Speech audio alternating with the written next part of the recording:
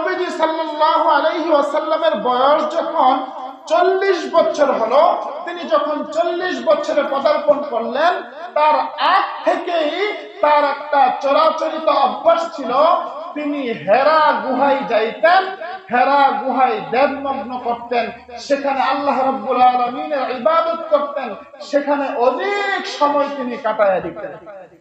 যাওয়ার সময় ঘর থেকে কিছু শুকনা খাবার পানীয় সঙ্গে করে নিয়ে যাইতেন, আবার শেষ হলে বাসায় আসতেন, আয়েশা নিয়ে যাইতেন। কোন কোন বর্ণনা এমনটিও পাওয়া যায়, তার কলিজার টুকরা স্ত্রী আম্মা জান খাদিজাতুল কুবরা রাদিয়াল্লাহু আনহা, তিনিও ঘর থেকে পাহাড় বেয়ে তখন তো তিনি বৃদ্ধ হয়ে গেছেন।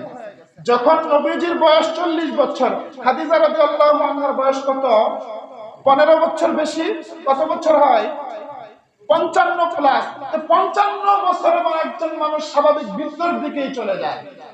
এই অবস্থায় তিনি তার স্বামীর জন্য পাহাড় বেয়ে হেরা গুহায় মাঝে মাঝে খাবার নিয়ে যাইতেন, স্বামীর খোঁজ খবর নিতেন, স্বামীকে দেখাশোনা করতেন।